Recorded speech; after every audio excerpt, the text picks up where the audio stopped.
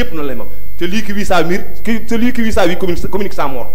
kon ñoo war a xam li ñu jox moomuñu ko dañu ko dénk te ñi ne ko mën la jox loo xam ne moom nga ciy toroxal ñi ko moom gis nga tey j'ai eu un acte boo xam ne wala ko wax tey commissariat exemple le commissaire est devenu un grand commissaire un intellectuel hors pair avec son adjudant parce que man loolu laa gëm man dama leen a xam commissaire bu baax Sénégal officier bu fi baax xam naa ko d'abord ëpp ñu ma néew jàng peut-être yàlla leen néew foofu te fi ma jaaruñu fa yaa may dégg nit ki buñ la jëtalee da ngay def ni nga war a def tey commissaire bu dal la bu am xam-xam la boo xoolee même son adjoint adjudant Ndiaye ak ñooñu ñu dañu liggéey tey liggéey bu légal ñun ñi nga xam dañu jàpp dañu mujj kontaan jàpp ñu jàpp parce que nit boo ko jàppee doo ko menacé doo ko saaga doo ko xas wax jox koy droit am foofu la leen laaj du tax mu bàyyi la parce que la rigueur reste la rigueur na def rigueur am rek bàyyi li ci des ñun xam nañu ni li ñu def tooñ la bi ñu ñëwee xam nañ tooñ nañu toroxaluñ ñu defuñu dara dañu def li ñu war a def loolu la ñuy laaj tam colonel gendarmerie bi loolu la ñuy laaj général chef d'état-major gendarme bi loolu la ñuy laaj procureur bi loolu la laaj ministre bi dama ni loolu lañ leen di laaj dañ leen jox mission nañ ko régal légalement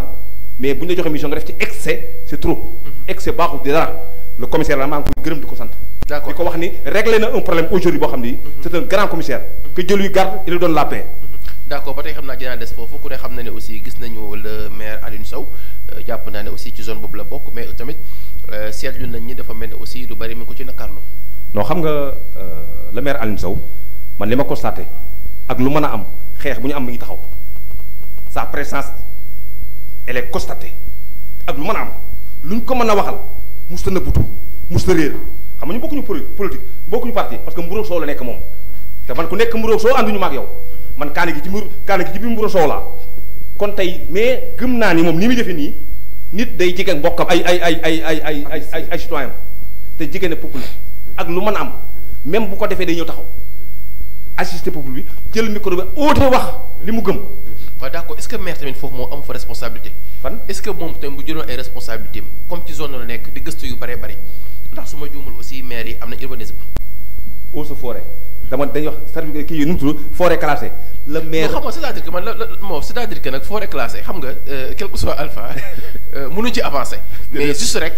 parfois falma woo. non man dama ko jàng. boo gisee suñu émission maag yow di xaw a metti. bien vrai que militaire soldat nga. mais parfois aussi da nga may tontu fi ma laajee. xam nga ci côté boobu ci côté forêt classée dépassé nañ loolu. waaw ndax foofu non attends xamul tax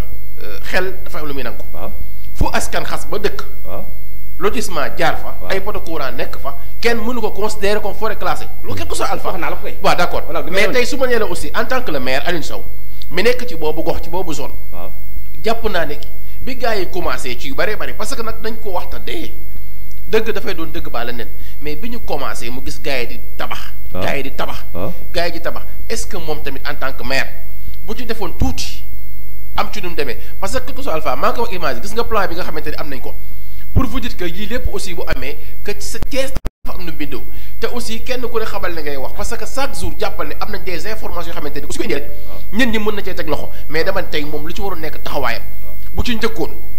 gis promoteur yi nga xamante ni ñi ngi jaay terrain yi illégal amuñ ci benn droit teel leen a alerté dox ci est-ce que dina toll fii tey. waaw loolu laa lay wax dama ni promoteur yi jaay ñu foofu. fuñ jaay non gars yi koy jaay clandestin yi ñoo koy jaay. voilà c'est-à-dire que ñoom ñooy occupé surface bi di ko bay wala ñu gor ko. man clandestin moom fii du ko def. non non attendez xam nga man leen ne clandestin du ma leen di diw ak diw ak diw ak diw ak diw ña fa jaay suuf si kenn amu ci autorisation de promouvoir. amut ñooñu ñoo fa dem di ko dagg di ko bay. naa la wax benn affaire Alioune Sow kañ la nekk maire am na beneen maire bu fi nekk njëkk di te du fekk ne tabax yi am na fa tabax yi yàgg na fi de tabax yi lee mu def 20 ans tabax yi lee mu def 20 ans ba ñu commencé tabax ak léegi mu ñu ko amputé personne état lañ ko mën a amputé état moo ko mën a réglé suba bu gis nga ne mu neexoon état suba mu jeex tàkk kenn du wax gis nga kii li mu yor nii document bii c'est un document très intéressant ku am xam-xam bu la joxee mission da am fooy basé dafa am fondement tey lépp lu war a étudier moom le maire le préfet fii la war a basé d'abord te man kenn du ma liggéeyal bàyyi ma c'est-à-dire que ñoom ñii ay intellectuels lañu ñu engagé lañu ñu am xam-xam lañu ñu xam ni dëgg rek xam nañ ko tey moom bu leen woo collectif bi ñu jël ci ñaar ba ñett ba ñeent lépp lu mu bëgg a def ne lii laa bëgg a def ñu ko lii ànd nañ ci ànduñ ji jàmm rek mooy am. d'accord mais naa la benn affaire suñ ko bàyyee ak ñoom bu subaa li ngay bañ dina am. dañu lii nga ne ñaata 1000 2000 ñaata. 2500 2500 dina mettre 2400 2800 dina mettre 4800. da ngeen di am fu lay fayda wax ko ni ko dañ ciy bokk nañu ku lay dimbali da lay wool munoo ma samay loxo ngi nii sama loxo tàngul nga bëgg ma mën a lekk nga bëgg maa leel du ma ko nangu bàyyi ma lekk sama loxo bu yéen li ngeen def nii dañ leen war a dimbali nit ku nekk xam na li war a nekk. préfet responsable la. jeune la intellectuel la Thiès la dëkk. je crois que moom wutul ennemi mission lañ ko jox fonctionnaire la. ñoom ñi fi nekk ñëpp muy policier bi muy gendarme bi muy procureur muy préfet administration bi yaakaar naa ni kenn jugu ci pour ennemi. parce que nag boo defee boo wàccee sa mission rek yaa ngi wut ay ennemi. te man gëm naa ni li ñuy wax léegi leadership de commandement responsable dañ koy partagé. tey commandement nekkutul commandement par ordre c'est le commandement c'est devenu un commandement par objectif. lan la ñu bëgg a def nuñ koy defee nan lañ koy defee yaay responsable nag ca fee ba nga jël say responsabilité loolu laa koy ñaan mu def loolu. d'accord maa fi am information mais xam naa aussi dafa mel ni aussi drame fale xol ba la ñu wax xol ba mooy fan. xodd ba boobu n'est-ce pas mooy seen zone bi foofu. waaw xodd ba ci ko non xodd ba mu nga fële ginnaaw pour. voilà ginnaaw pour donc aussi ñu ngi fay expliquer kooku insuffisance de matériel pour les sapeurs pompiers donc am nañ fa 4 décès ak 25 blessés ñu koy ñaawlu donc information bu ñu jox léegi la gis nga daal réew mi xaw na doy waar franchement doy waar mais tamit xam naa fa la ñuy gën a ñëwal balaa ñu xam naa aussi information yi peut-être dinañ ci ñëw ci fin bi pour aussi dina am message boo ci mën a sànni ndax ku ne xam nañ nag ci réew mi bu ñu fi amee ay 4 décès ak lu toll ci 25 blessés donc loolu aussi doon lu xaw a doy waar ci biir réew mais fi ñu ñëwaat rek mooy question bi ma ko joxoon léegi par rapport ak le maire donc Alioune Sow taxawaayam yéen en tant que yéen donc ban jàngat ngeen ci am est-ce que tamit la war maire ma nga def ci yéen foofu. waaw non man maire par rapport au dossier surtout ba ñu commencé toj man moom damay wax sama aqulaay taala lim ñu wax man loolu laa mën a gëm ba ma gis leneen. parce que dañ koy remercier de passage man sincèrement je le remercie parce que ba ñu tojee premier jour bi ba ñu ñëwee commencé bëgg a toj dafa woote dañoo woote ñu ne ko monsieur le maire gars yi ngi fi mu ne non gars yi li ñu ko wax officiellement dañuy génne ay mbedd. génne mbedd parce que mbedd yi ni mu mel noonu baaxul donc dañuy génne mbedd ñu dem yaa commencé toj je pense que ñëpp gis nañu ay déclaration dañu nañu arrêter le massacre loolu la wax te il nous a reçu plusieurs fois pendant ba gars yi di toj recevoir nañu maire yi wan nañu moom amu ci benn responsabilité donc moom responsable la bu ñu wane loolu lañu mën a gëm beneen bi mooy comme ni ko doyen waxee foofu sax du forêt parce que sur les papiers la ñuy wax forêt classée mais en réalité amul amul animaux amul garab. gis nga procureur foofu aussi su ma juum n'est-ce pas mooy Jules. waaw su ma juum aussi Jules moom mooy président bi n'est-ce pas. voilà cellule bi parce que tey bu ñu demee aussi est-ce que tamit loolu mënul yàqal état ndax bu ñu demee bay dégg aussi forêt classée ba ñu nekk ay France extérieure ay tubaab di woote. di ko poser ay questions uniquement parce que ku ne xam ne tamit nguuru bii di nguuru Sénégal bokk na ci ñi nga xam dañuy défendre parce que nag koo xam ne Sénégal que am na ndimbal yoo xam ni day jóge ci bitim réew. di jëm ci wàllu woowu pour ñu xool environnement bu baax est-ce que impact boobu dina arranger état par rapport ak li ngeen def. xam nga léegi ba ñuy rencontrer monsieur le maire Talla Sylla wax na ko mu ne il ne s'agit pas d'une déforestation parce que foofu am forêt amatu fa foofu ay nit ñoo fa nekk yaakaar naa ni dëkkuwaay mooy pousse forêt donc ñun nekkuñu ci forêt ci kayit yi mën a nekk forêt xam nga dama wax naa ko léegi ma ne la bu population yi reposté wul woon 2006 heure bii doo dégg coow li doo ko mës a dégg ni foofu forêt classée la woon c'est parce que population yi en son temps avec le commandant Mangane bi fi nekkoon dañoo taxaw ne ñun ñi dëkk Thiès màggee Thiès yaroo Thiès nekk ay borom tool ñu bëgg ko foqati ñun jox ay borom lekk ñoo bañ ñu accompagner leen Eaux et Forêts accompagner leen donc loolu moo tax. waaw parce que man aussi plan bi dafa ma jaaxal. plan bi tamit xaw na ma jaaxal trop. waaw plan bi daal moom xam naa ni peut-être beneen yoon da ngay invité suñu président collectif vraiment moo ko gën a maîtriser. xam nga plan lan la nii wax dëgg yàlla maîtriser ma plan bi parce que du ma technicien mais je pense que beneen yoon boo invité président incha allahu rabbi. waaw parce que li ma jaaxal mooy forêt classée est-ce que urbanisme donc am na. waaw mais affaire aussi. mais monsieur Sylla dafay xaw a doy waar daal. monsieur Sylla gis nga arrêt 2 ba un petit peu tuuti boo ko rombee tuuti fa la lotissement bu normal bi baax. arrêt 2 bi xam nga arrêt 2 bi. boo ci rombee tuuti dafa am benn partie boo xam ne tuuti dafa cof nekk ci zone bu régulière bi. xoolal li ci des yëpp c'est dans la forêt classée. te côté boobu ñu fa tabax ñu si bëri këyit lañ tabaxee. kon ñooñu amuñu problème yaa ngi dégg wax ji. donc tey mooy li ma la wax léegi tey bu dul woon collectif bi tey jóg na parce que c'est xam nga tey sànq maa ngi la am na ñoo xam ne fa lañ juddoo am na ñoo xam ne ay fonctionnaires ay étudiants fa lañ juddoo kon loolu nga xam ne occupation bi yàgg na boo demee ba seen papa màgget nga bëgg a ñëw fekk seen i kër nga bëgg koo nangu jox ko koo xamante ni sa waaye dafa nekkul sax Thiès dëkkul sax Thiès nga jox ko ay këyit loolu dafay poser problème donc daal ñi ngi wax collectif bi di wax militants yi di wax membres yi que lettre bi nga xamante ni wala communiqué bi nga xam ne préfet génnee na ko ñun demuñu di ko wuyu ji donc préfet ñu ngi koy woo à la négociation ak apaisement avec le collectif ñoo xam ne ñun duñu ay adversaires ñun ñëpp Thiès lañ dëkk li nga xamante ni ñu ngi koy xeex mooy ay terrain yoo xamante ni suñu parents ñoo ko occupé woon donc mu delloo ku nekk ak terrain mu nekk ci jàmm donc ñu passer à autre chose donc ñun duñu ay adversaire am mais nit ki boo tojee këram dina exprimer naqaram tey boo gisee koo xamante ni investir na ay millions et millions nga ñëw fekk ñu yaanal sa kër boo amul dal di nga def lu ëpp te xale yooyu ñu doon manifester bañ jàpp leen mais loolu la ñu doon manifester parce que boo gisee say parents investir ay millions et millions pendant des années nga gis ni yow fii sa papa dëkk yaa ngi dégg amuloon courant amuloon ndox amuloon dara mu fàq dëkk ñu dem ba bu ko nangu mu tabax fa ab néeg di si suturloo muy taw muy senn muy dëkk ay paan nga xëy benn jour ñu ne nangu nañ ko jox nañ ko diw loolu day poser problème beneen bi mooy fi ñu gën a toj wax naa ko c'est l'objet de convoitise comme ni ko doyen waxee parce que dafa jàkkaarloog télé bi terrain yooyu ba pare li ko doyen waxee mais gisoo benn kii bu ñu daaneel benn porte-lampe bu ñu daaneel donc bu ñu daaneel porte-lampe yi sax ñu ne kon ñii daal vraiment dañoo bëgg di waaye comme daaneel porte-lampe yi ñun dañoo njort ni am na loo xam ne mi ngi ci ginnaaw. d'accord xam naa ni li ñu am ci waxtu fi mu toll nii mën na sëkkat bien vrai que ñu ngi ci couvre-feu te bëgg nañu aussi suñu gars yi teel a yegg donc dafa mel ni Jules aussi xaw na fatigué mais malgré tout incha allah yàlla dina ci def ndam. xam naa président ñu bàyyi la nga tàggoo dañuy faral di wax rek dañuy am plaisir nag bu yaatu di partager ak yow plateau parce que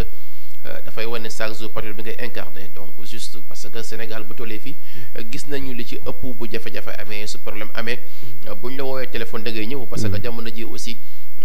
accidentellement ngay gis autorité boo xam ni donc dina nangu débat en même temps aussi wax ci parce que askan bi tamit. bu ñu amee jafe-jafe dañuy soxla exemplaire ñoo xam ne bu ñu ñëwee toog au moins dinañ ci mën a wax ay orientation en même temps aussi ñaaxat état loolu aussi nekkoon plaisir ñu lay dalal yi suñu plateau ni ñu koy defee saa su ne di wax ak yow xam naa rek bu ko defee donc ñu bu fekkee am na message booy joxe ak aussi li ngay tàggatoo. waaw message may joxe mooy di wax rek autorités yi ak étatiques yi ñu serein xam ni la route est trop longue très longue le sable mou le soleil chaud ku amul endurance doo dem. nañu bàyyi nag ñun politiciens yi ñu naan ñëpp a yem ñun yemuñu parce que boo xoolee la mel ne insectes yi gunóor yi dafa bari mais yamb ci la bokk pourquoi insectes yëpp yamb rek moo ci produire de mel kon nit ñi yemuñu ni yamb nurul insectes yi loolu la homme politique yi yemewul man su fekkee dañoo demoon ñun ñëpp dañu war a ñun ñu homme politique yi ñoo yem damay ñaan yàlla mu jëlee ma fi man Maawo Fall ma la ko wax puis bu ñu waxee ni politiciens yëpp ñoo yem maa ngi ñaan yàlla suur boobu yàlla jëlee ma fi parce que ñun yemuñu naa la wax benn affaire bu gën a weer ñëpp nga ñuy déglu tey lii xew tey fële ca code ba yàlla na yàlla xare àjjana mais man boo dégloo nga ni dégg naa tey ñu ni sapeur-pompier dafa dem ba démb ci guddi dafa mën a arrêté ba suba ga parce que amuñu moyen yaakaar naa ni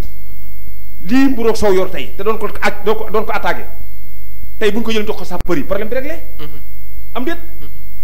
lii tey dafa ñëw parce que ñàkk matériel warul tax lii. moom laa la fi tey non dama ni loolu dañoo day accident lañ fekk ko fa mais bu ñu ko fekkee ñoom bu ñu fekkee accident am na pare mu ñu tey accident am mais bu accident bi amee dañoo war a am moyen bu ñu ko réglé. amuñu matériel. waaw dama ni moom laa la expliqué dama ni. mooy li nga wax rek une mission égale moyen. boo joxee nit ki mission da nga koy jox ay moyens. gis naa ni luy sama police di sama gendarmerie di sama sapeur pompier ainsi de suite amuñu ay moyens lu de leur mission. eaux et forêts boobu ñuy wax noonu su fekkee ne ay moto am matériel mat sëkk chaque jour muy détourné muy wëti ak terrain yi. problème du am mais amuñu moyen bu ñuy liggéeyee. loolu mooy problème bi li ma bëgg mooy lii nag des mooy sama dernier mot buñ ko politiser gis naa ni wax ji bari na déclaration yi bari na amul solo nañu ñëpp dajaloo dama bëgg sax ñu def collectif de politique waaw amul parti politique taal si la ko mooy ba Thiès na woote collectif de politique maa ko jikko wuyu yaa may dégg. jaatara ministre fi am na dialogue. ah am na dialogue bu dama ni collectif laa wax collectif pour régler problème bii. collectif de politique pour régler problème bi laa wax. dama bëgg mu leer comme ñoom dañu ko bëgg a régler nañu woo tout le monde nañu woo Sonko woo yu ñun ñi woo ñeneen ak ñeneen woo waa PDS yi woo ñëpp ñu def collectif de politique pour régler problème bi. d'accord te buñ defee collectif de politique problème bi réglé. woo Elentine woo ñëpp problème bi réglé lu wax la suñu woo Thierno Alassane woo dem woo Sonko. woo ñëpp. Thierno kenn du ko woo parce que nag boo xoolee jeunes yi wax nañ fi wax ju ne jeunes yi fii la ñu def. non jeune Thierno yi wax nañu parce que li ñu wax. xam nga ñun ñëpp ñoo yem. tey suñu jeune dañuy def faute parce que ñun nit lañu. Thierno c'est un homme intègre. ñàkkuma ci àdduna dañu ànd maa moom ci politique mais c'est un homme intègre. lu leer laa la wax politique mënoo ci génn Thierno ren ak Sonko soo bëggee politique bu normal ci Sénégal gi ñu toll ci opposant mënoo ci génn Thierno ak Sonko. d'accord loolu laa la bëgg nga xam ku waxal Sonko ci Thierno nag dina def ay dérive parce que gars yi ñoo koy def. nga wax ci Sonko dinañ def ay dérive parce que gars yi ñoo koy def. nga wax ci ñun ñuy def dañ dérive tey ñun. mais bu ñu bëggee Talla Sylla ñu ngi koy woo en tant que maire de la ville. mu wot collectif des politiques pour ñu régler problème bi. d'accord xam naa ni aussi mbégte la tamit monsieur Dia. donc yàgg nga ñu bokk plateau. aussi ci argument yu am solo. beneen bi rek mastawu tamit lay doon parce que lii aussi métti na. te ñu jàpp ne ñun ñëpp njaboot la ñun ñëpp la dal comme dalal aussi ci seen kër jar na sa mbokk bu la jege ba sa famille ndax ku ne xam na ni Sénégal dafa am aussi benn dundin boo xam ne dañ koo am mais nag jàpp nañu aussi solution war na cee mën a am. bu ko defee rek ñu bàyyi la ci tàggatoo ak ñuy jàkkaarloo. waaw sëñ Sylla maa ngi vraiment kontaan donc di profiter ci occasion bi vraiment di remercier toute la presse ci seen élan de solidarité bu mbiri xewee parce que vraiment ku nekk déplacé wu na donc ñëw relayer information ba ñëpp mën ko jot ci àdduna bi donc ñi ngi profiter également di remercier toute la population thiessoise quel que soit fu ñu mën a bokk. donc si seen élan de solidarité de remercier également diaspora bi parce que ñun nit ñi woowee nañ depuis l'Angleterre depuis États-Unis donc c'est pour émoi bi nga xamante ni amoon na par rapport ak mbir moomu donc question politique bi donc di remercier également le maire Talla Sylla parce que il nous a reçu en tant que maire de la commune de Thiès mais également en tant que conseiller spécial du président donc mu ne da ko jox ay instructions pour mu waxtaan ak ñun donc je pense que ñun aussi bu ñu ko joxee instruction pour ñu waxtaan ak ñun aussi dañoo war dem ci dynamique bu waxtaan donc pour mu régler donc li ñu waxoon daal ci rencontre bi mooy président incha allah na jéem a ndàmp ñi nga xamante ni yàqal nañ leen mais delloo également ñi nga xam ne dañoo war nañ leen régulariser seen terrain donc mbir mi nekk ci jàmm donc ñi ngi remercier ñëpp donc di ñaan yàlla rek donc mbiru mbuurkat donc mu jaaree fi réglé wu une bonne fois pour toutes maa ngi leen di remercier di remercier waal également suñu doyen vraiment dañuy kontaan si di ko déglu si engagement am donc bokk nañ ay xeex yu bëri donc ñu ngi koy remercier di leen sant. d'accord mu am solo ñu am mbégte lool ci dal biñ daloon ak Abdoulaye Fall Mao leader de parti APDR ak ki nga xam ne aussi mooy monsieur Dia di am mbégte lool wax dëgg yàlla donc ñu xam ne rek aussi Thiès TV mooy télé askan bi te donc lépp loo xam ne rek jëm na ci askan bi dañ ciy ànd di remercier bu baax a baax Mouhamed Sonko nga xam ne aussi tey jàpp na ci émission bi ba ci yu bëree bëri ñu gën cee mën a avancer en même temps aussi mu bokk ci cellule bi nga xam ñoo nekk ci Mbourkat d'après aussi mën nañ information parce que boobu ba tey aussi mi ngi liggéey ak presse bi uniquement pour affaire bi gën a mën a avancer ñu nuyu ko bu baax donc di am mbégte incha allah bu ñu yàlla dimbalee ci samedi bi à partir de 16h dinañ ànd ak Ibrahima Dem ñu naan ko juste dem fas yéene waxtaan ak moom orientation ndax ku ne xam na ne aussi ci wàllu ndàmpaay ak ku ñu tooñ am na ci loo xam ne moom la lu waa wax incha allah bu ñëwee dina ci yaatal ci côté donc bi nga xamante ne aussi moom mooy domaine am ñu xam aussi ci yan orientation donc la ci wàllu yoon wax ak li nga xam ne aussi jëm na ci wàllu Thiès di remercier bu baax a baax Seydou ci caméra yi waaye Mouhamed Lamine ci régie bi ak ñi nga xam ne ñoo jàppoon ci réalisation bi lépp sotti di leen jox rendez-vous yu ma sam ne jàmm jërë ngeen jëf